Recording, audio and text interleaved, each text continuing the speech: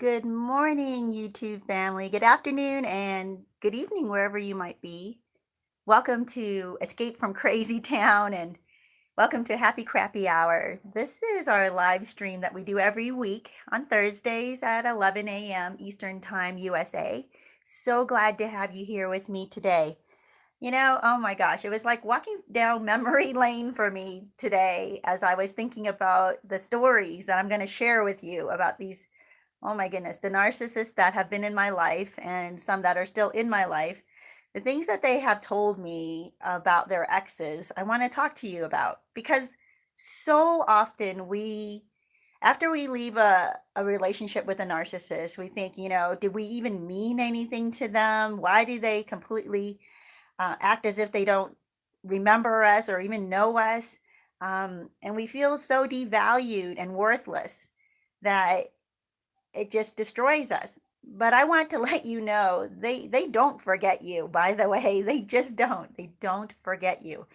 There are stories about you that are highlights in their life, but also lowlights in their life.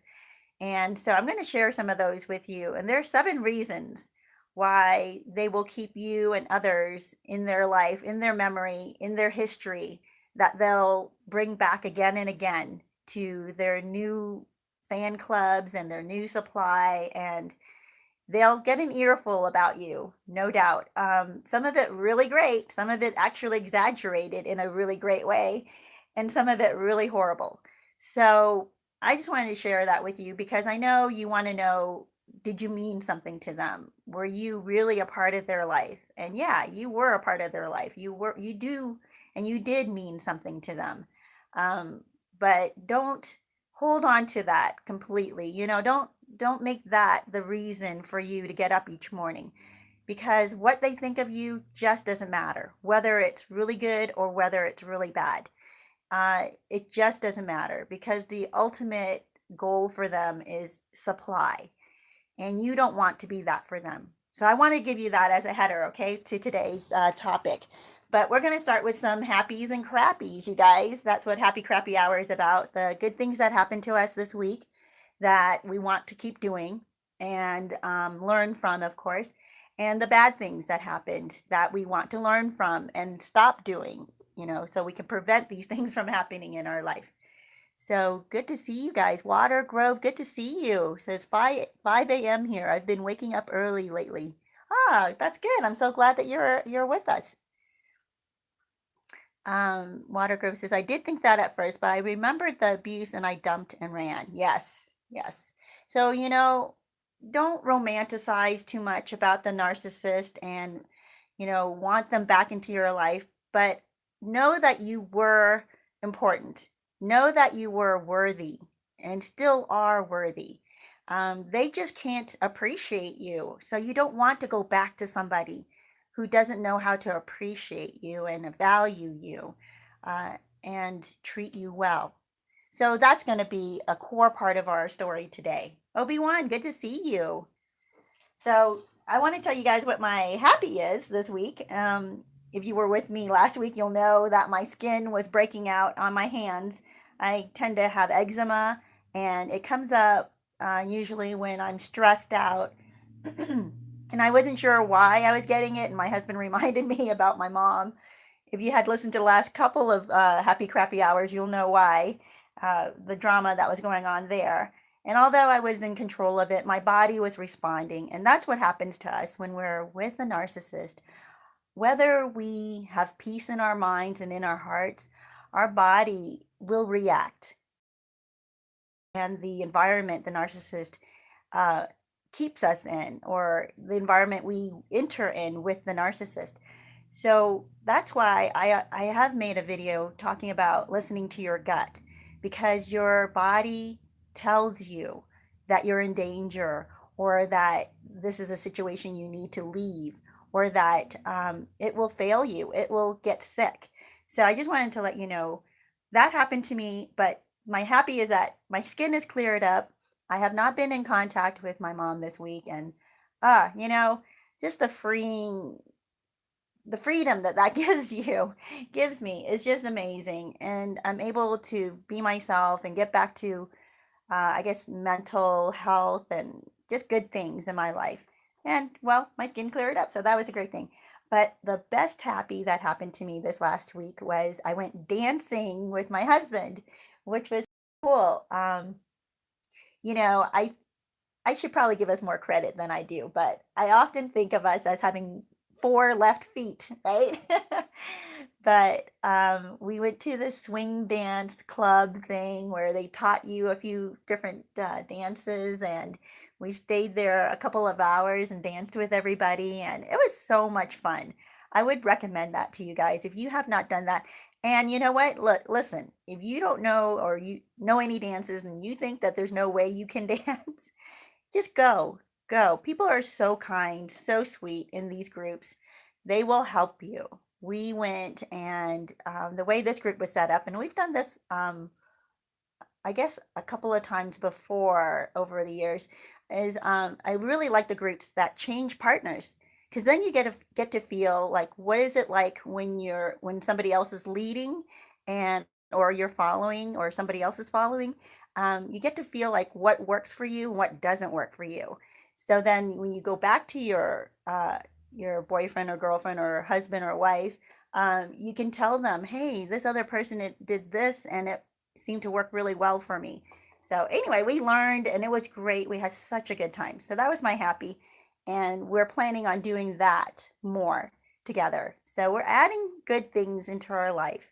And I would really highly recommend that to you. Once in a while, try something new, try something a little different. And if it's good, add it to your life. Make it a regular thing once a month or something like that.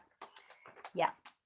So my crappy though, I want to share with you and be real with you, by the way, um, is that if you were here with me from January, the first week in January, you'll know that the first week of January, or several, I guess 3 or 4 days, I was just really down. I mean, we had a really fantastic New Year's Eve and Christmas and all that. But for some reasons, the beginning of January, I just felt this heaviness on me. And um, I don't want to call it depression. And I've talked to friends who have gone through depression, got clinically diagnosed, and were on medication. And everything I tell them, they're like, yeah, that's depression. But I don't want to call it depression because I don't want to minimize other, um, people who may not feel like what works for me uh, well, how do I put this? I don't want to say like, oh, all you have to do is what I do and then you'll get out of it, because I understand my friends who are going to therapists and who are on medication, that helps them. For me, I've chosen a different path. So what I do is I've kept my mind moving, onto instead of staying stuck on a negative thought that keeps me there. And by the way, I wake up with these negative thoughts. That's what I mean about this oppression that I've been feeling and this heaviness.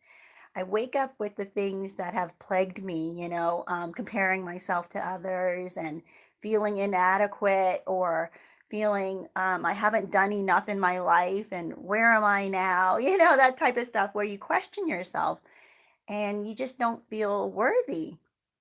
So instead of staying stuck there, I just change it. I rebuke it. I say, get away from me, you negative thoughts. I don't want that. Instead, I start trying to think positive thoughts about myself and thinking the good things I have done. And I keep moving. Like even if my mind hasn't caught up at times, I feel like, but I still feel like not bubbly and happy. And usually I am, I think at my core, I really am a bubbly, happy person. But there will be times where I just am flat and I don't feel bubbly and excited about life. And I'm like, where is this coming from? And it's this oppression.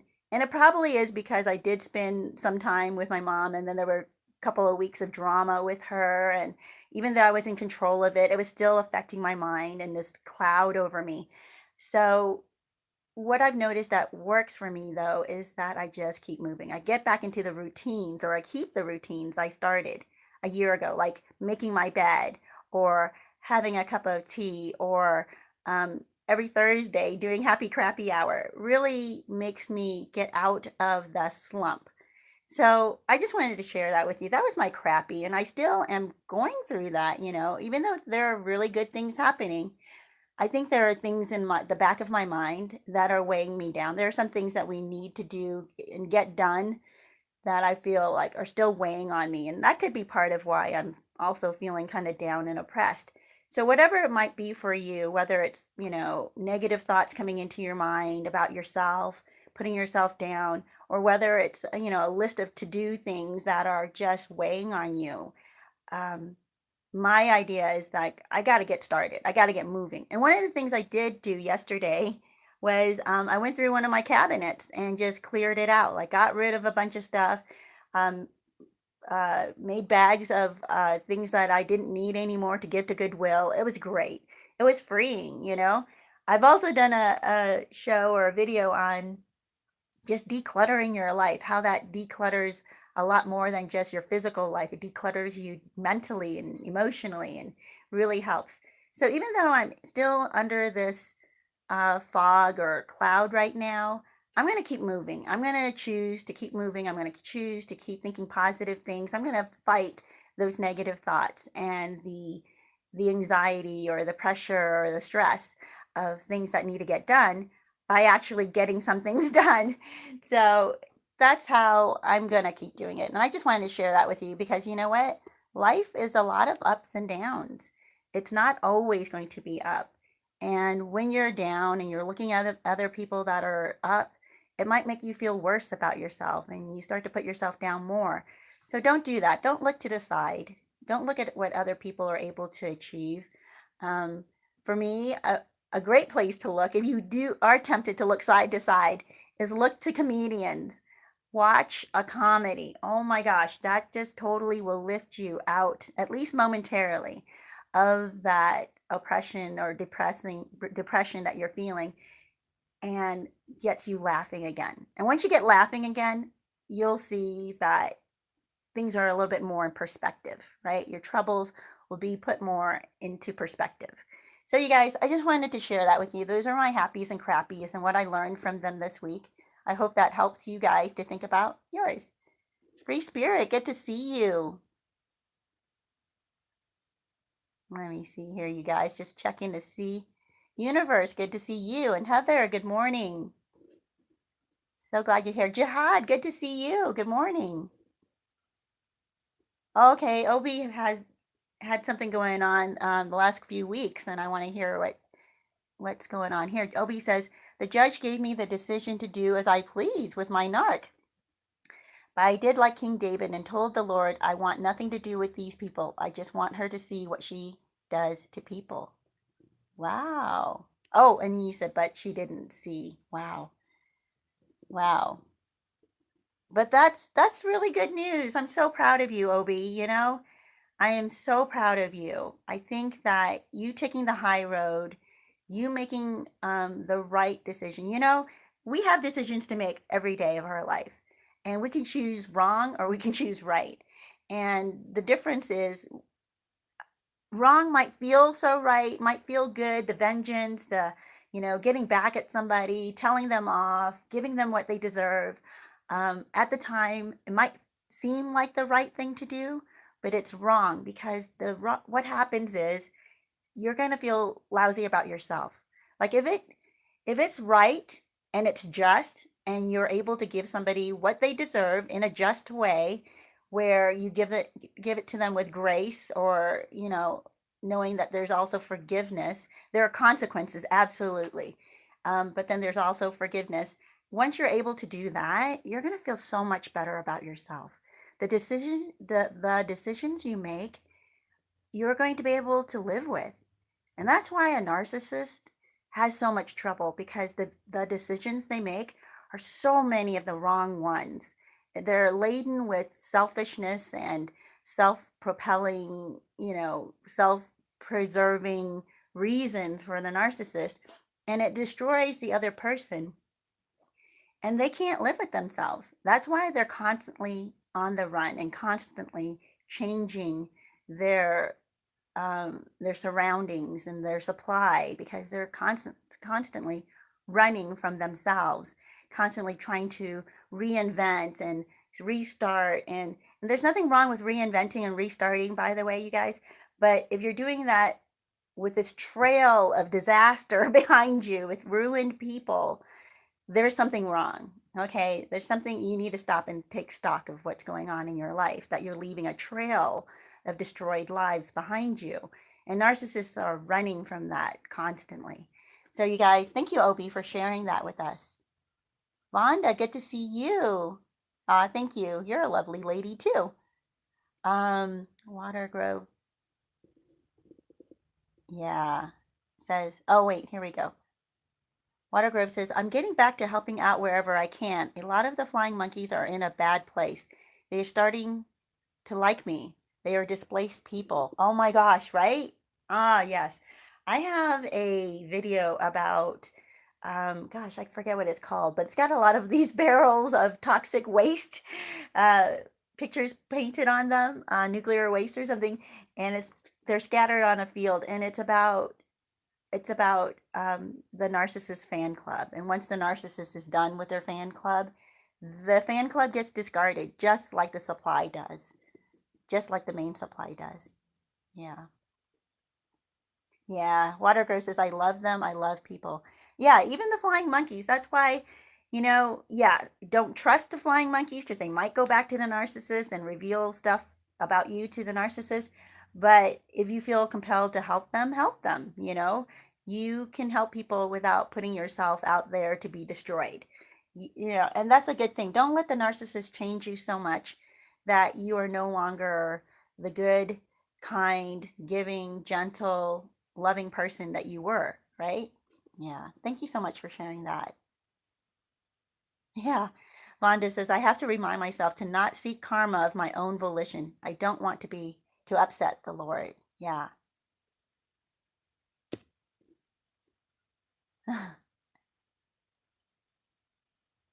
Oh, wow. Obi-Wan says, I'm trying to heal from a brain injury on top of this. Yeah. Shortchanged, good to see you. Yeah. It says, the narc can't look over their shoulder. They don't want to see the trail of destruction they created. And you know what? They don't acknowledge that they even created that trail. So that's why they're constantly running. They just see, they're like, oh, I got to run because there's this destruction behind me. So I got to get out of here. Not thinking that, hey, you created that destruction. And by the way, until you stop creating destruction, you're going to continue to repeat this. And there's destruction ahead of them as well. And they won't recognize that. And that's why the narcissist just doesn't change. Because until they take responsibility, until they realize their part in it, and just like Obi-Wan was saying earlier, she didn't see. His ex just couldn't see what she had done to other people. They just don't. They don't take responsibility. And that kind of brings us, by the way, to our topic today. Does the narcissist forget you? And I started thinking about this, and actually, not even does the narcissist forget you, why a narcissist never forgets you. I wanted to talk about it because I've I've had several people ask me about this, and I've seen many comments about it, read many comments, had to respond. And people want to know that they mattered, right? They were in love with the narcissist. The narcissist was a part of their life for decades, right? Or even if it was just 6 months, you were a part of the narcissist's life, and you wonder, it was such a big part of your life. It stays with you for so long, and you want to know, does a part of you stay with the narcissist too? And that's a very valid question. It's a valid need to be wanted, to know that you mattered. Um, so I wanted to share with you, oh my gosh, these stories will just, they're just insane. This is why when I interact with the narcissist, the things that I've heard, and I go, it made no sense at the time. But now when I look at their stories, I go, oh, I see. I see where this fits. I see where this fits in their life and why they do this. Um, Yeah, Vonda says, my narc always talked about the exes. Yep. In the beginning, the exes were all crazy and mean. A couple years later, the exes were all nice and wonderful. She had picked out great people to date. Yeah. And Watergrove says, yeah, I give my ex a really hard time about the flying monkeys being or having it rough. He's behind it and I stick up for them. Aw. Oh, he's behind why um they're having a hard time now. Yeah. Yeah. Well, that's great that that's such a good thing that when you've been wounded and part of your healing, or once you've been healed, you then can become a defender of those who are wounded and are going through the healing that you had gone through. So that's really great. All right, you guys, let me get into this. The first reason a narcissist does not forget you is number one, they need to compare the new supply to somebody, right? In order to control the supply or devalue them or manipulate them, they need to tell the supply that the supply is not quite up to par with you, with their ex, right? Maybe the supply doesn't cook as well as you do, or the supply doesn't make as much money, right, as you did, or the supply wasn't as witty as you were, right, or as entertaining as you were.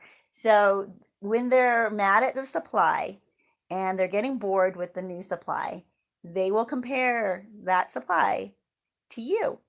And like you were saying, how the narcissist also, will suddenly idealize their ex. This is what they will do with you. Suddenly they'll point out all the good things about you that they never even told you that they appreciated about you. They never thanked you for paying the bills, or thanked you for fixing their car, or thanked you for making them a beautiful meal, or told you how witty and funny you were and how much they enjoyed your company. They don't tell you that, but they'll tell their new supply that, right? They'll tell their new supply, well, my ex paid for my rent for half the year, or my ex took me on this great vacation, or my ex, just all the great things that you had done for them. That's when it comes out up. And you know what? When they repeat these things, what does it do? It reinforces you into their mind. It idealizes you in their head. So now they're starting to think good things about you. It's like they're fooling themselves. They're falling into that trap of now romanticizing you in their past and second guessing, like, maybe I made a mistake. Maybe I should have gone back. I have seen this happen with a couple of different narcissists. Actually, just about all the narcissists I know have done this, but I'm trying to decide which story to tell you. Um, yeah, the okay, there's this one woman I knew who she had an ex-husband and a boyfriend. And well, so her current boyfriend. So when she was with the boyfriend and he was not doing the things that she wanted him to be doing, she would tell him good things about her ex-husband who cheated on her and got another woman pregnant. And actually not just one woman, two women, and ended up, oh no, he had two affairs and he got one of them pregnant, something like that. And okay, as much of a cheater, deceiver, husband that he was to her, she would compare the new boyfriend to him, to act as if, well, my husband did do these other things that you don't do. And she would point out the good things that her husband did to manipulate her boyfriend to doing the things that she wanted him to do. So it made him feel, of course, emasculated and feel powerless and unappreciated, which is what she does. That's what she does to men.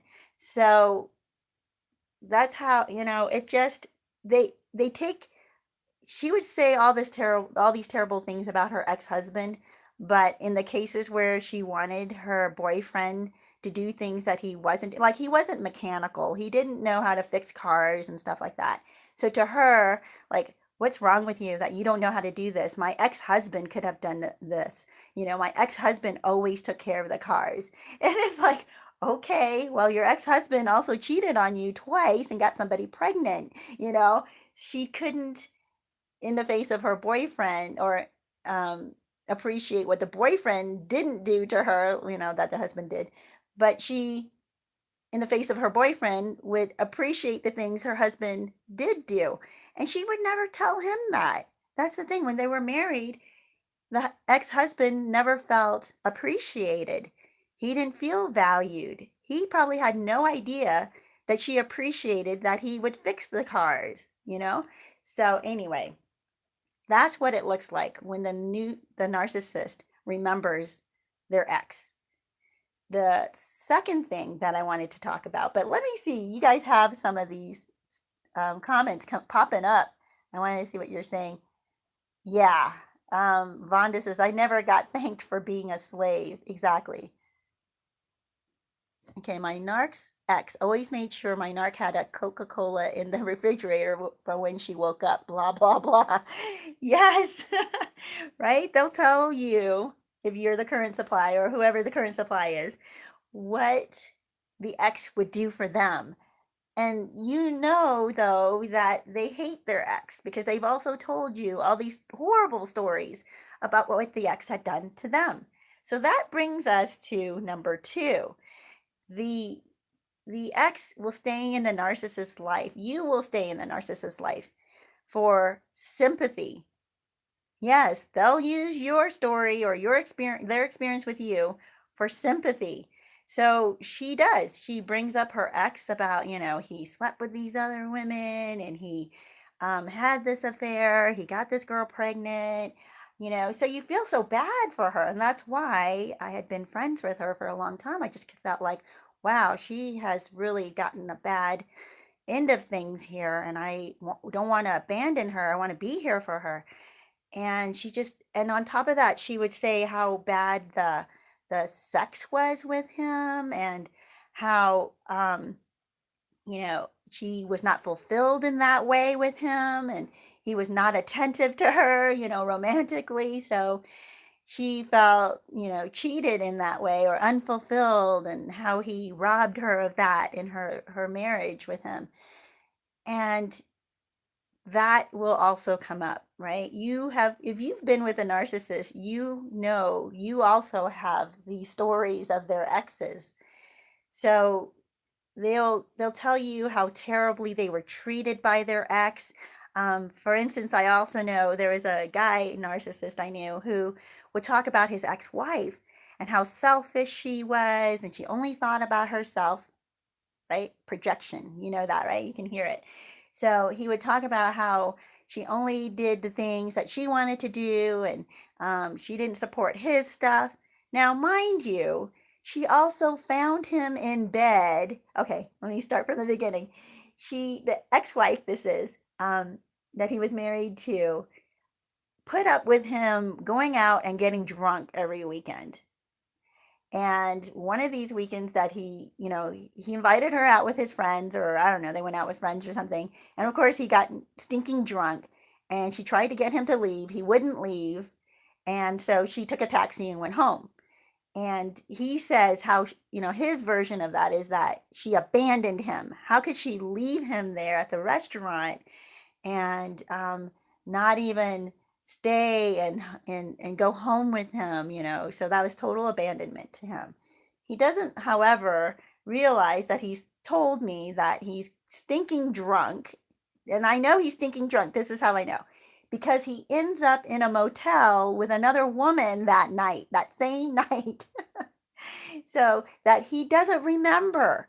He doesn't remember how they got there. He doesn't remember that, according to him anyway, right? So he must have been so stinking drunk that this other woman, of course, he blames the other woman, got him in a taxi and took them to a motel and somehow used his credit card. So his ex-wife tracks them down from his credit card use. Is that crazy? Okay, so she tracks them down the next morning and finds, bursts into the motel room to find him in bed with a naked woman.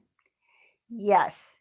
So he doesn't want to tell you that his ex put up with this junk, but he wants to tell you and me, right, that his ex was so selfish and would abandon him when they'd go out. And she didn't do the things that he wanted to do. She wanted to do the things she wanted to do, like go home when he's stinking drunk, right? How dare she? These are the crazy stories they'll twist to try to get sympathy to whoever's listening, to the new supply or their new fan club or new flying monkeys that they're what is it? They're forming, right? They're grooming to become flying monkeys for them. So these are the crazy. Okay, and here's the other thing. Come to find out, the ex-wife, as you know, such a selfish, horrible person that she is. Um, And how could she not understand that he just somehow ended up in a bed in a motel with a naked woman? It's not his fault, right? And you know how unforgiving she is. What the heck, right? Poor guy. What a poor guy that she couldn't understand that he was taken advantage of by this other woman. Well, turns out she's a kindergarten teacher. Yeah, right? Can you imagine all these kindergarten teachers who are just these horrible, selfish people, who can't understand and their husband needing to be with other people. These are the crazy stories they will tell to get sympathy. But they also will tell stories to get admiration. So this is still part of number two. They tell stories about you to either get sympathy or to get admiration. They'll say, "Oh my gosh, you know, my ex was a model." And this is what I have also heard from a narcissistic friend that I had. Yeah, he would go on and on about his exes, and they're not ex-wives, ex-girlfriends. So how his couple of his ex-girlfriends were models, and he would even show me pictures of them. He had them on in, just ready to show. And I know he showed them to everybody. So he was so proud to advertise to everybody that I used to date this good-looking person, and he'd show me and other people these pictures of the exes he had and how gorgeous they looked. Not only that, some of them weren't even models, but he was very proud of how some of them looked. So he would show pictures of them to people. And you're wondering, well, aren't these your exes? I mean, these are people that you discarded. Why are you still proud of, to show their pictures? Well, it's because to get admiration. He was boasting about how he's so good looking that he could catch these models. You see, so this is another way that the narcissist keeps their exes in their history, in their memory, in their life. And you might be one of those that they have a picture of to show other people, like, I used to date this person, look at how hunky or gorgeous this person is. Yeah, I had that. This is what the narcissist will share with some people, maybe not with everybody, especially people who know all the backstory. They will want to share it with new people that they're meeting to get new people to say, wow, you are something that you were able to catch such a hot person, hot guy or hot girl. So they'll keep your picture in their phones to show other people. It's insane. This is what they do. Even though you're no longer seeing them, even though they have nothing to do with you anymore, even though you've gone no contact or they've gone no contact, they will keep showing your picture. If you were really good looking or there was a special time, or if you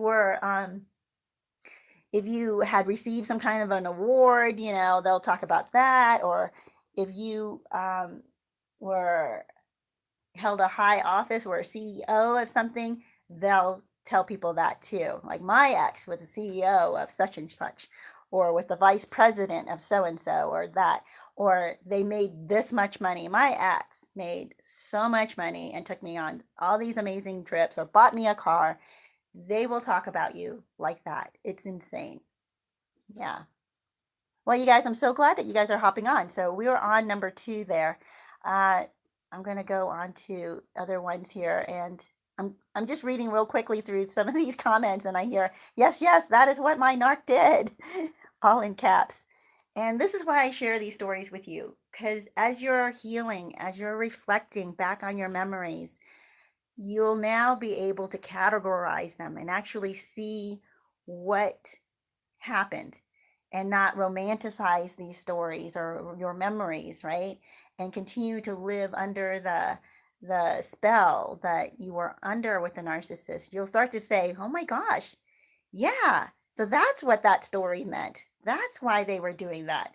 They were trying to manipulate you to feel bad, right? That you didn't do the same things that the exes did, or that they actually did admire you. They did appreciate you. They just didn't tell you. They're going to tell their new supply, but they're not going to tell you because you've heard the same types of stories about their exes, right? All the good things they told you about their exes, guess what? They did not tell their exes those good things. Just like they're not going to tell you all the good things that you did and what you meant to them and how much how much good you brought into their life. They're not going to tell you that, but they'll tell their new supply that in order to use it to manipulate. So Ashley, good to see you. Obi, I don't understand this. Obi says the ex was like you in the relationship. Oh, meaning like yeah, once they start putting you down or devaluing you, suddenly the ex now is elevated, right? And into this ideal status, and you're no longer the ideal status, although you used to be, right? Yeah. Watergrove says, "You are right. The recent supply is not up to standards. Still, years later. LOL. Well, maybe the narc should just be grateful for what they chose. LOL. Yeah. And narcissists are not. They're not satisfied with whoever they've got. They're not satisfied with because oh my gosh, I don't even know where to begin with this, but this word keeps coming up. Bored. They get bored. Yeah, I've seen this in comments so much. I've had narcissists come onto my channel, and one of them was saying how he would get bored with his supply, with his current girlfriend. And he wanted to know how then can he have a normal relationship because he just gets bored. And that's kind of part of the narcissist. It's they need constant entertainment, but you cannot always entertain them, and you can't always be the ideal for them either, because even if the most perfect wonderful person in the world is with them, they'll get bored because they want something different. They're so self-centered that they need to be stimulated by different people, and they don't value the person they're with. So that person, since they haven't got the value they started with, this person can no longer stimulate them the way they used to. And that's why they move from supply to supply. Well, you guys, I kind of got off topic there for a moment, but let me get back to number 3. Why the narcissist never forgets you. What do they do? What do they do with this memory of you? Well, they use it to relive the great sex or adventures they had. Yeah, because they they need to rack up all these stories of accomplishments or of gratifying things in their life or adventures in their life. The amazing ski trips where they almost got killed, right? Or you almost got whatever. They'll bring up these stories because it brought adventure into their life. The times they went bungee jumping with you, or the times that you guys went to Vienna, or the times you guys went, you took this spur of the moment trip down to Mexico for the weekend and how amazing the sex was, right? Because probably right, you know, as I said before, you cannot entertain a narcissist and keep them entertained constantly. So there will be low moments in their life where they're bored and they don't really have a whole lot going on in their life, and it's going to be months before their next vacation, or they're stuck paying these bills so they can't really even go out to dinner, or they can't have these adventures anymore. So now what do? They relive the times and the adventures they had with you. So they'll tell prospective supply how adventurous they were and all the things they did with you. They may not mention you, but they'll remember you because you were there. You're the reason that they went on these vacations or these adventures. And but they will talk about you if the sex was amazing. So they're going to tell the new supply how great they were in bed with this ex who, and they'll go into detail. It is insane. I don't know that I want to go into detail here. Well, I might as well, right? I'm probably already, they've already marked my video for whatever limited ads. And by the way, you guys, would you watch an ad once in a while? That really helps me to be able to keep this channel going. It doesn't cost you anything, just run the ad. And I call it a commercial break. So that's when I go get a drink of, something or a snack or do a couple of lunges. Do that for yourself. In fact, when an ad runs, do that. If you are needing inspiration or motivation to get in shape, when an ad runs, that's like, okay, time to do 5 push-ups, something like that. It's great. It will change your life when you implement good things that are spurred on by something that's regular, right? Okay, so quick little thing there. Yeah, this it's just amazing to me when I had, I'd listened to that.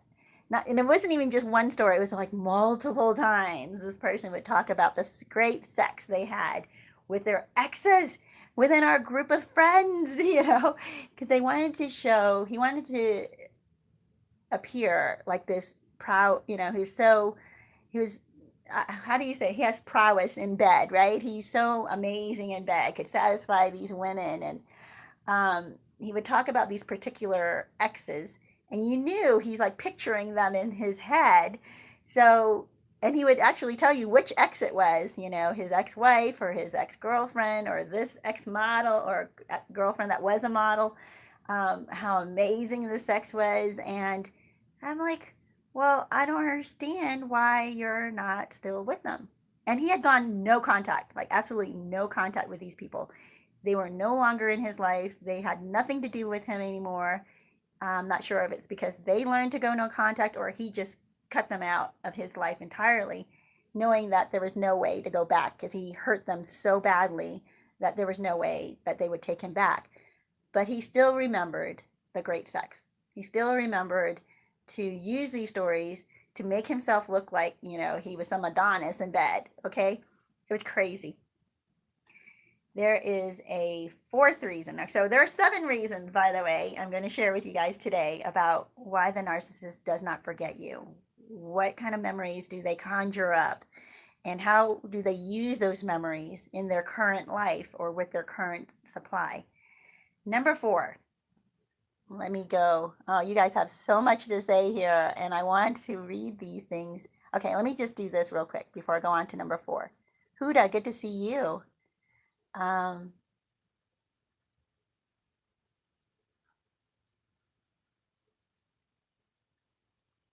oh. Yeah, Vonda says, "Oh my gosh, crazy." Yeah. Don't, oh, you know what? Call me Escape. I prefer that. Escape from Crazytown. The Crazytown are those people that we do not want to keep with us anymore. Yeah, he kept photos of his exes. Yes, he did. I'm thinking he probably still does. He probably still has these photos, even though he's remarried now. So yeah, because I'm thinking, how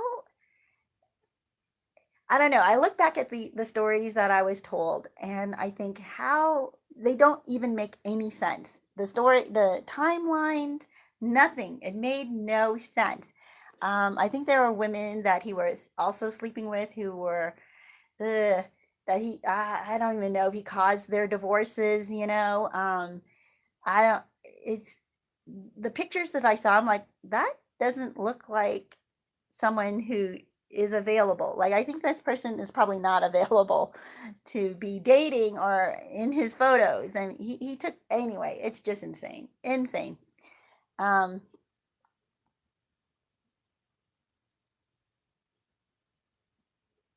oh, wow.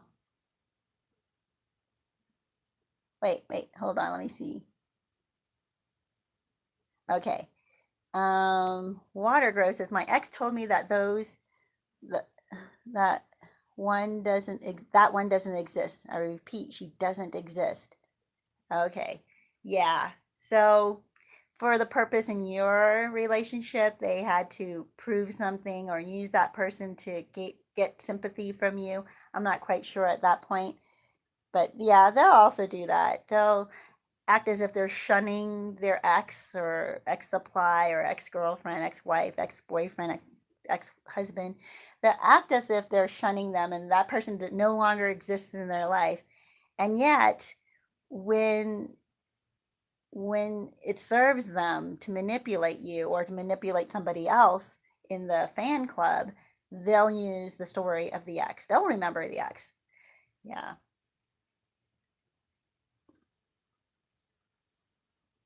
Let me see, you guys. Ashley says he smears on me. How I'm crazy and how lucky he is that he finally got his soulmate. Yes, right? That's number two, to get sympathy.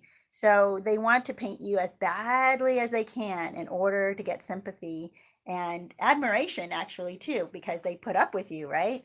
Um, they want to their to impress their new supply or their fan club. So they're going to make up these crazy and embellish these stories about what happened with you and why you were so horrible to them.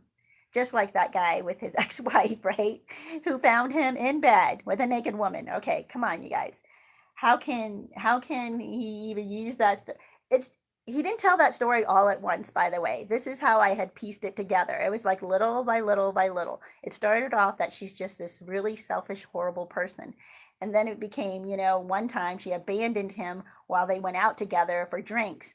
And then another time, find out at the end of that night, or the next morning, she finds him in bed at a motel with a naked woman. So I'm like, okay, now I get the story. She's so selfish, right? Oh my gosh. This is how, if you have a relationship with a narcissist, it's the story starts to unravel or it becomes more clear. The picture becomes more clear as the stories progress and you get a little bit more information and a little bit more information. And that's how I'm able to share with you the 2020, right? The hindsight now, looking back at the entire story and not just a part of it, where the narcissist looks like the hero or the narcissist looks like there's a long suffering, sympathetic, kind person to the ex that put up with so much. Yeah. Okay, so you guys, number four it actually leads us to this. Number four is they will blame you for where they are now. So yes, they don't forget you. Like, even though you have nothing to do with them anymore, even though you'd been divorced for, I don't know, 5 years, um, even though you haven't even seen your ex in 2 years or whatever, they will blame you for where they are now. Like, if they are lonely and they're not involved in a relationship at the moment, they'll blame you for leaving them, for abandoning them, for not understanding them, for being so selfish, for whatever, this is you. So I have another narcissist in my life who I very, very, very rarely see. But I remember that he used to beat up his wife. And when she finally left him, they finally divorced. And I don't remember now if it was that he divorced her or she divorced him. I think she divorced him because it got to the point where, he was just battering her so much, and her kids wanted her to get out, and their kids, right? Their kids wanted her to get out. She finally was able to leave him. His story is that she abandoned him. How dare she abandon him? Even though he had mistresses, even though he beat her, even though he treated her like, trash, even though he was also alcoholic, he would drink, and he wouldn't admit that. He never has admitted that he's an alcoholic, by the way. He still doesn't. And but to hear him talk about his ex-wife, he blames her for where he is now. Like, had she stayed with him, he would be, another reason, he would be so much more financially better off. Yes, right? Because yeah, they had to split their property, whatever, she she actually kind of left with almost nothing. She worked as a hairdresser, and she continued to work that, as a hairdresser.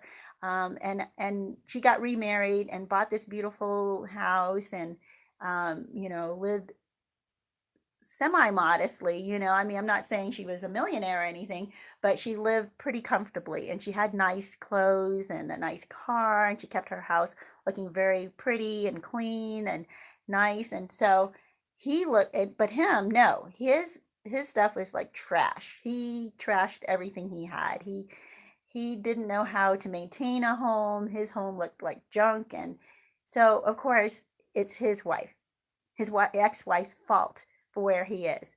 Like, he could be in a nice house with a good life if she hadn't abandoned him and was so selfish that she took off.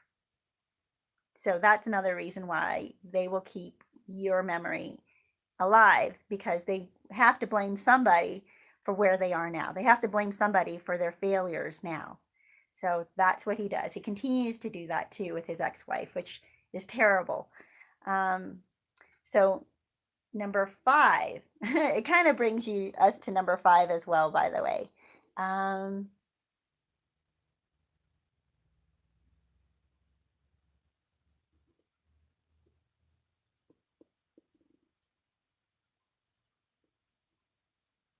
yeah, I'm sorry. I'm just looking at some of the comments here to see.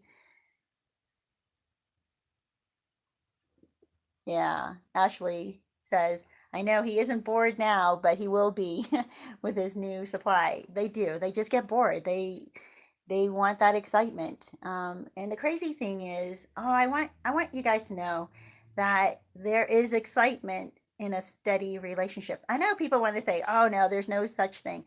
But there is, and it's not just a comfort. And yeah, you have that too, which is great. I mean, there's so many dimensions to a long-term relationship. There's so many great dimensions of it. Like, you're comfortable with each other, but you're also more free with each other. Like, you can do silly things with each other and be playful with one another. Now, there are some relationships, as they age or get, longer, they don't remember to play with one another. But so long as you remember to play with one another, you can keep things exciting everywhere, by the way, in the bedroom and otherwise. So just wanted to let you guys know that, and to have hope for that in your own life, because that is what a good relationship is. You will still have that excitement. You're not going to get bored. Oh my gosh, you know what? The funny thing for me is when I run into people who tell me they're bored, and I'm like, how can you be bored? There is so much to do, so many good things, so many even responsibilities. I mean, how can you be bored? There's so many things to achieve, so many things to experience, and so many people around us. How can you be bored? Right? But a narcissist is so inwardly focused that they want, and lazy, by the way, they want to be entertained. They can't appreciate the people that they're with, and they don't see the different dimensions of the people they're with. They're very one dimensional, two dimensional, maybe even three dimensional, but they just don't see this person, the people that they're with, as valuable or as exciting or as multidimensional as they are. So they just can't appreciate that. That's Infrax. Good to see you. I hope I'm saying that right. Mine is a trust fund man boy who is unemployed and blowing cash left and right, and center in family court, trying to ruin me and take my daughter. Oh, I'm so sorry to hear that. Ah, yeah. In that case, you really have to lawyer up. You have to get a good lawyer who is willing to, or not just willing, but who is familiar with narcissistic personalities. Okay. Um, they'll give you really great advice, especially about documenting everything, every interaction you have with them, and even interactions your daughter has with him. Document that, date it, document it. If Even if it's not used or usable in court, you'll be able to keep yourself straight, your story straight, and know what happened, when it happened, and be more credible. Yeah. And always do the right thing yourself. Like, don't react. Don't go crazy and ballistic and have screaming matches or anything like that. You have got to be in control to be believable.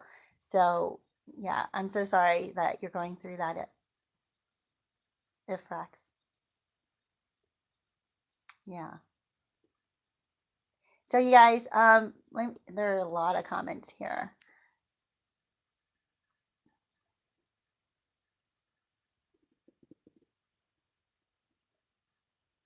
Yeah. I'm sorry. I'm just looking at some of these comments. I want to see if there was something I wanted to bring up. Oh my gosh, yes. Okay, Vonda says, my ex asked me about a month before I broke up with her who was the best partner in bed I ever had. Yes. Uh, yep. Because they want to hear like it was them, right? Oh my gosh. Michelle says, I wish I never met him. Yeah. Yeah. Oh, you know what? Sometimes I've done that too. I thought about the narcissists in my life and I thought, how would life be so much better without them? But here's the deal, you guys, they are everywhere. So, what we need to do is learn how to get stronger. Learn, we have so much to learn, by the way, in our experiences with narcissists. We learn a lot about ourselves, we learn what our weaknesses were. And how they were able to get into our life and get an anchor in there, right? How are they able to do that? You'll see once you start to examine yourself, you'll see where your weaknesses were or where you were wounded, and how somebody could promise. Why was this promise or this fantasy so alluring to you? And that's when you realize, oh my gosh, I have this need inside of me. I didn't realize that I was drawn to it because I have this need, maybe for acceptance, maybe for adventure, maybe for financial stability, maybe for affirmation. If you have these needs, or you recognize those needs are so great, um, because it comes from a wounding, you're not going to receive. You're it, you're going to allow um, you're going to allow bad things to come in to fulfill those needs. Now, if you're aware of your wounding and your needs in a healthy way, you're going to then be able to allow healthy things into your life to fulfill those needs. And that's the difference, you guys. That is the difference here. That why your life can get better while the narcissist's life just doesn't. Your life definitely can get better because you can heal your wounding. You can figure out where you need to change your actions and your choices, right? The choices that you make to fill the holes in your life can become healthier choices, and not the unhealthy ones, like the narcissist presented themselves into your life and you think, oh my gosh, this person is going to bring the kind of things I need to fulfill these holes in my life. And you don't even realize it. It's quite subconscious, by the way, that you're fulfilling these needs in your life. When a negative person walks into your life and you don't know why, but you're drawn to them, it's because they're speaking to this thing, this need inside of you that you're not aware of. And that's why you're drawn to them.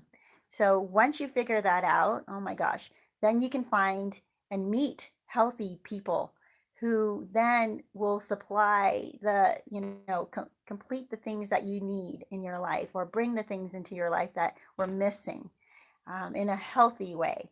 And that's what my husband does for me. But also, the friends that I have right now in my life are such healthy relationships. I have very healthy friendships right now. I didn't always have healthy friendships, but now I have them with very, healthy boundaries, um, and healthy interactions, and we fulfill certain things for each other, and we're honest with each other. I mean, we can be real with one another, and it doesn't make us feel more vulnerable or weak, right? We can actually be real with each other, and vulnerable and open up to each other, but not feel weak. It's really great. That's what I want for you guys. So, you guys, we talked about number four. They use you to blame, as the blame for where they are now in their life. If they're lonely, if they're failing financially, you're the reason. Number five is if they need drama in their life. Uh. So, say there's nothing going on in their life right now and things are pretty calm, and as you know, narcissists get bored. So, they have to create drama. They have to conjure you back up into their life and relive the drama that existed between you guys. They'll exaggerate or they'll paint themselves as this hero or long suffering, victim to whatever you did. And they just need to create this drama in their head. They hope to find people to listen to this drama. Oh my gosh. So, this brings me, by the way, to my mom.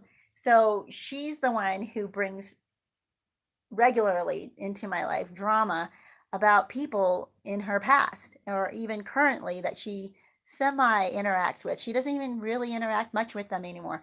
But if things are kind of quiet in her life, she'll bring that back up and tell you stories from 20 years ago or 30 years ago. And you're like, what the heck? That happened so long ago. Why are you still bringing that up? This is why I say the narcissist just doesn't forget you. When they need to, they'll remember, they'll bring this back up because they want attention, they want drama, they want things going on in their life to make things exciting for them. And it gets her moving. Like she will be, talk about a bounce in her step. People who get a bounce in their step when good things happen. My mom gets a bounce in her stuff when she thinks negative things about people, like when she thinks how terrible somebody is or what they had done, and she got to spread the news about what they had done 20 years ago to a new person. She gets a bounce in her step. It's like, what the heck? Why are you so excited about talking about a horrible thing that happened 20 years ago to this person who barely knows you and uh, doesn't know the other person at all? It's that they need the drama. They need to feel like they're alive. And this is how they feel alive, is when they create drama or drag up old drama. If they can't create new drama because nobody's around to create that drama with, and people, and this is the weird thing, and people have asked, like, what happens to a narcissist as they get older? People start to fall away. Like, people don't want to listen to their stories anymore. People are not as patient with the narcissist anymore. So the narcissist's audience gets smaller and smaller. So that's why they need to relive and bring back the past and bring back your memory. If there was drama around it, or they can depict drama around it, right? If they can exaggerate drama around it, they will bring it back up. Uh, so that's yeah. It's they need to live in a soap opera. That's just how they are. So my mom was telling me, okay, I'll give you a quick story.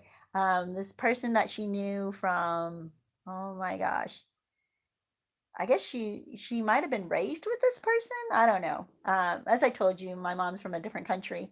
So when she used to live in her home country, she was raised with this friend.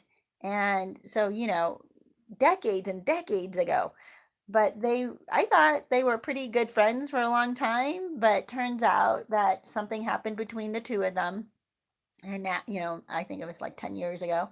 Now they're no longer friends. So if they're no longer friends, then why the heck drag her memory up, right? I mean, I haven't heard about this woman in about 10 years. But the last time I was with my mom over Christmas, she dragged this woman's memory up. I'm like, what the heck? From 10 years ago, really? And not only that, she had to create drama out of it. There was like nothing that has happened between them for 10 years because they have not been in contact with each other. But according to my mom, she had to relive, go back and kind of rewrite history about, even though they had been friends up till then, up to about 10 years ago. And I had heard all these great, not great things, but like, oh, I thought they were really good friends. Suddenly now there are all these bad memories about her friend. suddenly now her friend was always a bad person, and her friend was always a jealous person, and her friend was always out to get her, and her friend was always, bad mouthing her. And I was like, wow, really? I didn't realize this because I thought they were friends for a long time. So again, because my mom didn't have current drama, I mean, as you know from my other happy crappy hours, she did have drama, but she needs like constant drama and from different. She already told me the other two stories, so now she has to tell me a third story, right? So, and the stories just keep coming. It's one after another of her past, of people who were in her past, who now she conjures up again to relive and create new drama with them. I just don't understand it. And it's annoying. It's so annoying, you guys. So, anyway, I'm done with that story. Number six, um, the reason they don't forget you is because they actually check on you. They check on you, whether you realize it or not, every once in a while. And it might not be often, it might be just once every year. Who knows? It could be once every month. It could be every day for a while. I don't know. But the narcissist does check on you. And I'll tell you why I know. Um, the so this narcissist I knew, I remember when we were hanging out at times, because we hung out in the same groups of friends, but would tell us that he would drive by his one of his ex's place of work and look for her car. Yeah. He wanted to see, if she was still working there. And and for a while, I guess she was, and that kind of comforted him. Like he knew she hadn't moved on. She was still there. So that's what they do. They check on you to see if you've moved on. And even though he threw her out, and he would tell, he told us about it. He threw her out crying, not knowing what went wrong, what happened. And he never even told us what actually happened, why he just ended it. Like I thought, and when he would reminisce about her, he'd talk about how much he loved her and how perfect she was for him and how beautiful she was. She showed us pictures of her, you know. And here's the deal though. And so I said to him one time, I was like, well, why don't you? Oh, and another thing, the sex they had, I had to share that with us as well, right? How great it was. And so one time I asked him, well, why don't you call her up? Why don't you see? Boy, he talks so much about her that why doesn't he get back together with her? Well, I think there's something else that he did not tell us about. He probably cheated on her. That would be my guess. He probably cheated on her and destroyed her in I don't know how many ways, but he did talk about how when she was leaving, she was just devastated and was in complete tears. And her family that he was super close to no longer has anything to do with him. Apparently, they had gone no contact with him, is what I think happened. But to cut him out of their daughter's life and to be done with him. But to hear him portray it, it sounds like, gosh, if everything was so good, why don't you go back? You guys can fix this. It's if it was that good between the two of you. But no, he still held on to her, and not just to her. By the way, remember I told you how he had pictures of other women in his phone from his past? Yeah, he holds on to them. They check on you. They check on your social media if they have access to it. That's why I say, you know what? Just block them. You don't really want them to know what's going on in your life because you don't want to be a target for them. But even if you have blocked them, they'll probably still check on you through mutual friends. They will make friends with people even on for the purpose of getting to know what's going on in your life. Like if they know, like, oh my gosh, this person knows you, but they don't know this person very well, they will get to know that person so that they will find out more about you. And I'll give you another example of that.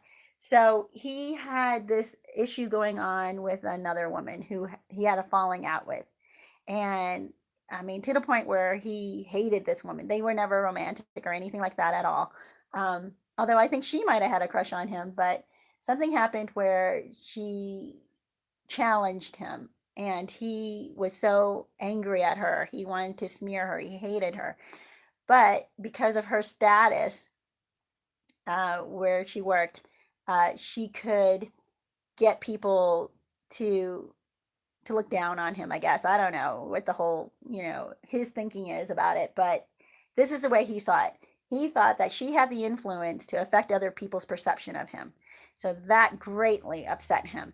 So what does he do? When he found out that somebody else had a bone to pick with her, like somebody else was unhappy with her, and he barely knew this person, like they barely ever interacted. Suddenly, he calls this other person to go out to coffee or tea and to just get to know each other. And it wasn't just to get to know each other, he wanted to use that other person to get the dirt on the other woman. And that's what they do. And they do that even with romantic relationships. So it was a friendship that they had. So they'll do this in friendships, they'll do this in romantic relationships, they'll do this even if it's just like in families, like they'll get to know people that know you so that they know what the heck's going on with you. And if they have some bone to pick with you, or if you had gone no contact with them, how dare you, right? How dare you go no contact with them? They will find a way to get to know somebody who knows you, right? And then can give them news about you. So that's why you have to be so careful with flying monkeys and with people that mutual friends. You don't want to share anything that you don't want your ex to know about. And by the way, you really don't want your ex to know about anything, not even the good things.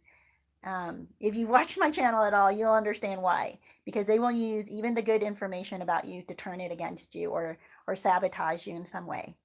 Yeah. So they want to make sure that you're not doing better than them. That's why they check up on you. But if you are doing better than them and you've moved on and you've gotten remarried, or you got this promotion and you moved into a beautiful home, or you're driving this great car, or whatever it is, you're doing better than they are, they're going to be jealous. That's, and they cannot look away. It's like for them, a soap opera that's constantly running, so they have to look. They will continually look into your life to see what's going on. And that's what my uncle does with his ex-wife, by the way. He continually watches her. He wants to know, like he wants to hear bad news, and he's hoping that she'll get divorced, or he's hoping that her current husband will pass away. He's just hoping drama and tragedy into her life. And that's why I say you don't really want the narcissist to pay attention to you, because all they want to do is um, they're hoping, it's like they're channeling negativity into your life. So don't take it. And when you're, and things may be happening. I don't understand the spiritual world and all this, but there's karma that goes around, stuff like that.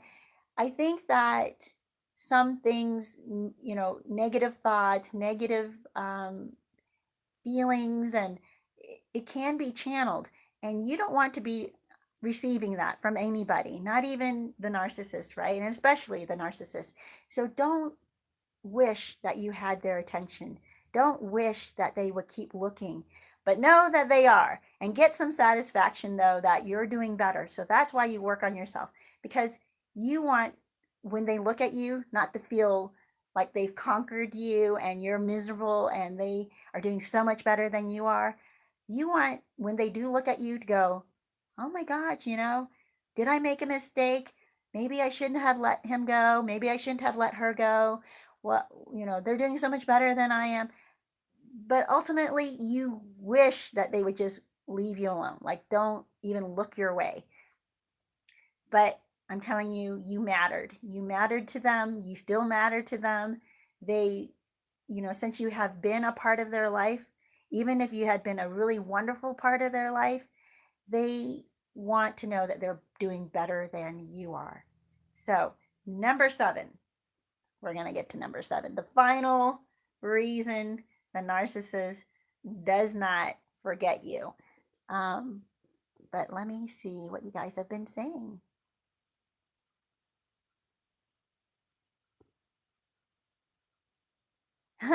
Oh, Michelle says, "So what do you talk about? The weather?" No, you can talk about all kinds of, funny things that you saw or heard, articles you read. Um, you can say, certain people in your life are doing well. Or I had lunch with so and so recently and we had such a good time, whatever. You can talk, there's a lot to talk about. You don't need to tell them that you got a promotion, right? You don't need to tell them that. You don't need to tell them that you bought a new car, okay? Things that they could be jealous of. You don't need to tell them that, or, if you are in a relationship and they know you're in a relationship, just say, oh, it's going great. That's it. You don't need to get into details like, oh my gosh, and then he bought me this, or, we went on this vacation, or no, you don't need to go into those details. That's what I mean. Because whatever detail you give to the flying monkeys or mutual friends, it will go back to the narcissist. They're going to want to know. And there's information, they're going to find out about you, like they're going to find out that you've moved on, you're with somebody else, but they don't need to know the details. They don't need to know the details, because the more details they know, the more obsessed they will become, and you don't want them sabotaging you because they're so obsessed. My uncle is like that with my aunt, my ex, or his ex-wife, where if he could, he would totally sabotage her, but he can't. He doesn't know anything about her. I don't think their kids, they don't even tell him anything about their mom because they are protecting their mom. So they don't want to tell him how her marriage is going, what's going on with her husband, nothing. So they keep that information away from him because it's none of his business. But of course, he wants to know. And it's just better for you if you don't share stuff with, yeah, with their flying monkeys. Oh, Vonda says, I don't know if my ex was on dating site, but when I got up in the night, sometimes she'd be closing out web browsers rather quickly. So I wondered if she was chatting with someone. Yeah, most likely she was. That or yeah, or getting into stuff that she shouldn't have been while she was with you, for sure.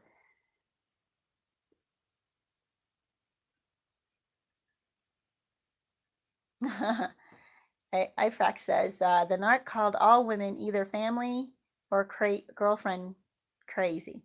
Now that's my first red flag. Oh, okay. So, okay, either family, girlfriend. I mean, sorry, family, women in their family, or girlfriends. They just all women were crazy. That's yeah. That's why I also want to step away from saying always or never, or and although I do say never forget, the narcissist doesn't forget you. But here's the deal. People who think that one gender is always this way or another gender is always that way, um, be careful of that because they are not thinking straight. And the advice that you get from them is not going to come from a healthy perspective. It's going to come from a very jaded, wounded perspective. So I know there are some YouTubers out there that do this, and they've turned men against women, women against men. They've turned. Oh, it's.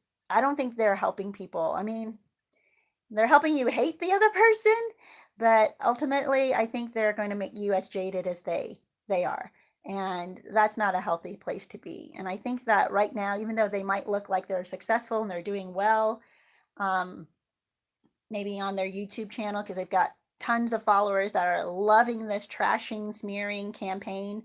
Uh, I think in a few years you'll find out where they really are. And, either they'll just keep up this facade and lie to you until they just simply disappear, or they will hopefully come clean and tell you, you know what I said 5 years ago, I was wrong. I finally found the woman of my dreams, or, I found a good man and I realized that not all men are this way or not all women are that way. Hopefully they will get to that point. Oh my gosh, you guys, somebody. Aw, you guys are so sweet. I don't even know where this shows up or how to find it, but somebody uh, donated $10. Thank you so much, whoever that was. And I'm sorry that I don't know right off who it was. But thank you. I appreciate you for doing that.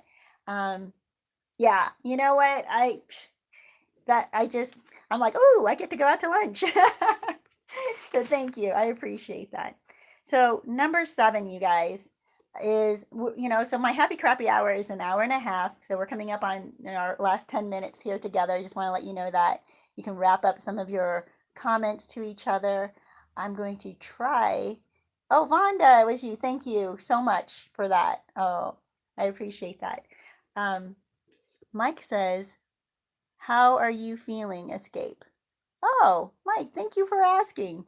I talked about that at the beginning of this happy crappy hour, that I was kind of going, feeling kind of suppressed or oppressed. So if you want to review that, you'll hear more about it.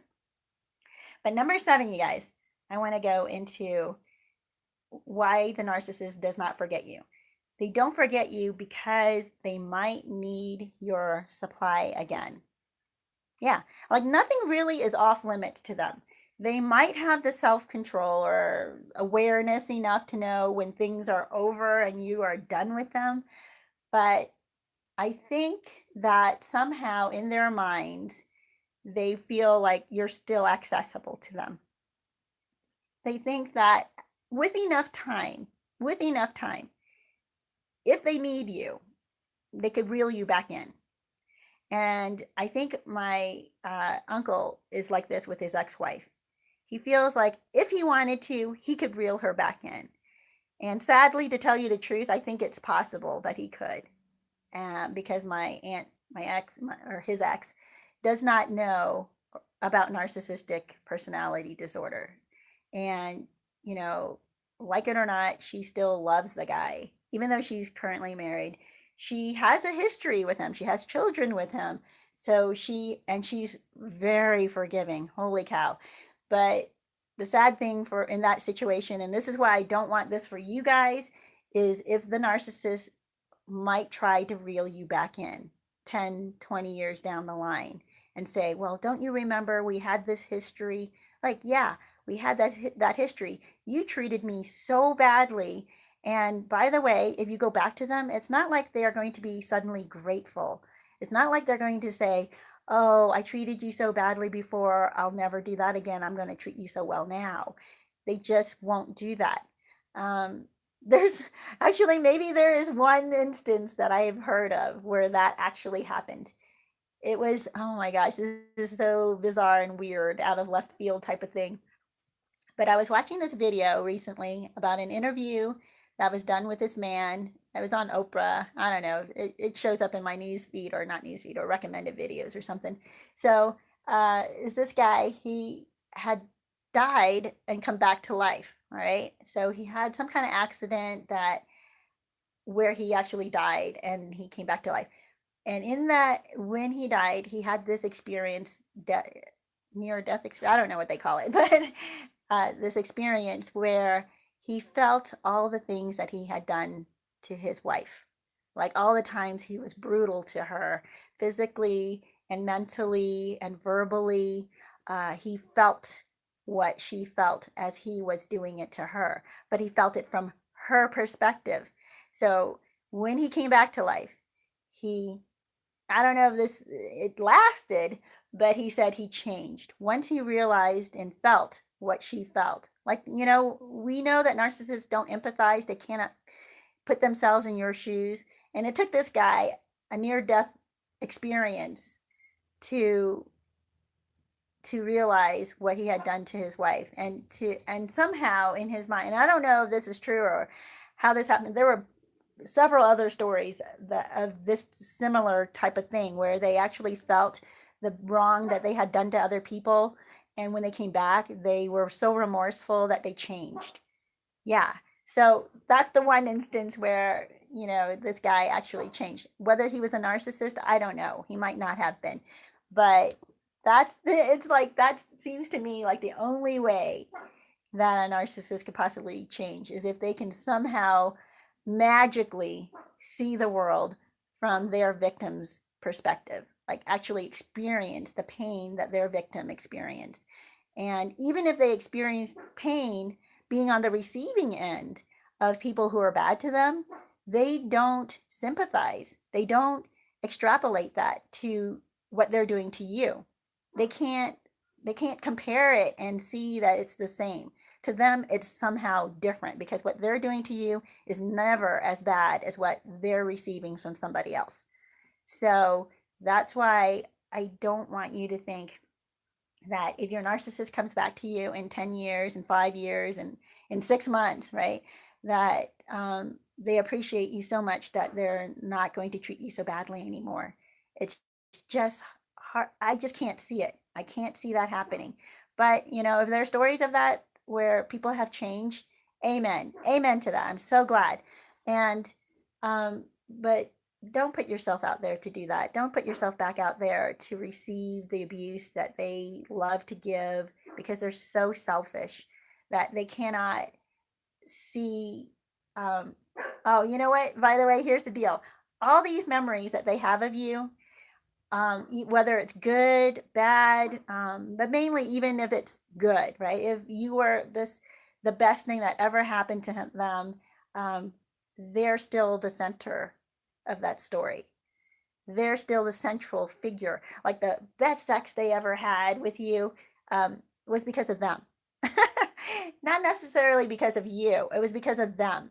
So they were able to have this with you because apparently, they brought it out in you and they, you were the best responsive person to them. So it's not because they can't have it with other people. It's because of them, right? So even when they idealize you, they're going to see it was because of them. Like they brought out the best in you. They brought out the adventure in you. They were the reason you guys were so amazing in bed, right? So they just can't, they don't value you, or they never will put you at, I hate to say never, but they just don't. They don't put you at the same level with them. They just don't. So you guys, just wanted to share that with you. I can recap for you the 7 things, but let me see what else. Samurai Shug, good to see you. Yeah. Vaughn, this is my narc is the worst kisser ever. Oh, that's awful. That's awful. I bet there are some out there that are just horrible. Like I cannot imagine. Anyway, some of the narcissists that I've known, like ew, I cannot even imagine them in bed. Yeah, but you know what? It's so funny. A few, I didn't know like tons of narcissists. I'm thinking like four. I've known four. Is that right? About four. Yeah. In a way where I knew them pretty well. But I remember hearing from them stories of their sexual conquests. And it wasn't just the guy, it was the girl too. Like just how amazing they are in bed and the kind of guys that she can attract, like half her age or whatever, like not quite half her age, but a lot younger than her. So, these hot guys, hot young guys. I'm like, okay, gross, you know. Um, she would talk, I don't know. I bet it was gross for them too once they realized she wasn't even in the best shape. I mean, she was okay, but she wasn't even like, I don't know, firm and, healthy looking. She was kind of, anyway, I don't want to go into it, but I can't imagine, these guys in their early 20s or, yeah, about 20, 21 years old wanting to be with her when they could be with other girls that are just as in shape as they are. I don't know. I don't want to go into that. I mean, people have different preferences, whatever, that's fine.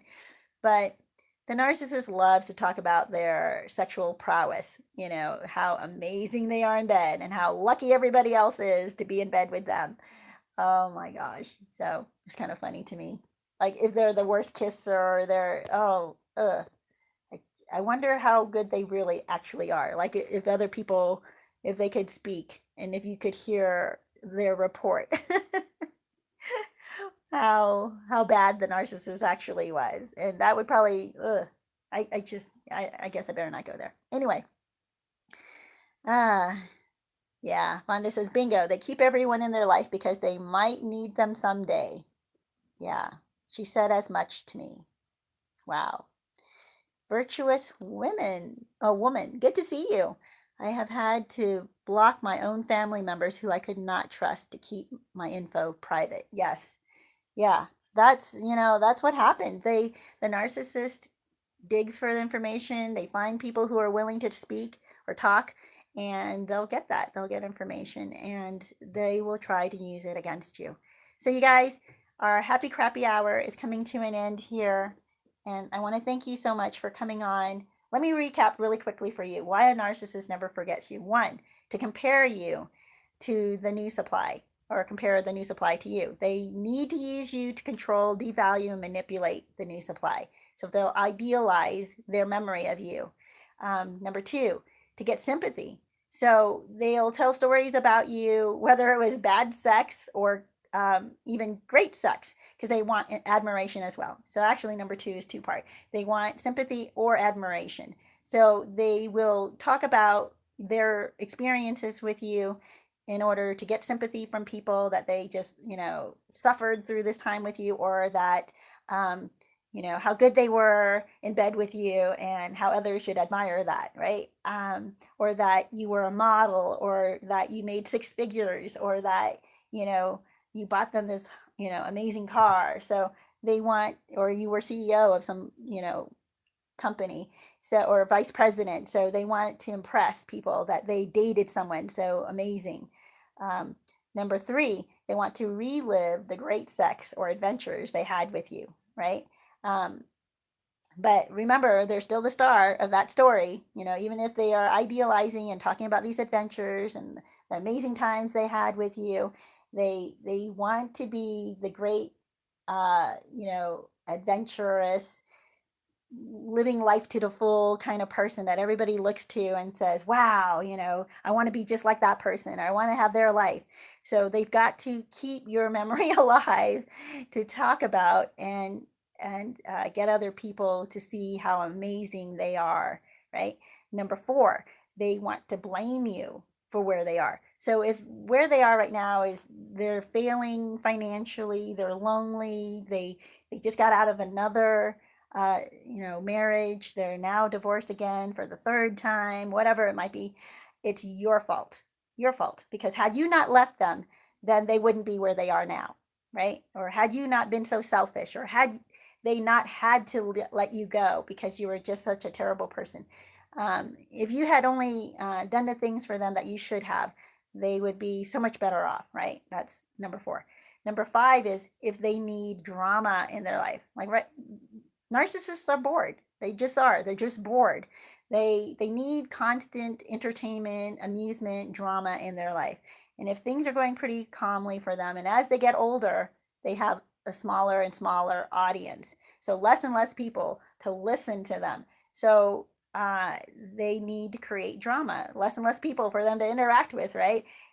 So they're going to conjure up back the drama that used to be in your life, or they had in their past with different people, whether even if they were best friends with somebody, they'll bring that back up and somehow smear that and make it dramatic now to their new audience, right? Or their dwindling audience who is getting tired of hearing the same stories, right? So now they'll conjure up even older stories or different stories from different exes that they hadn't mentioned in a while. Yeah. Number six is they want to make sure they're checking on you because they want to make sure you're not doing better than they are.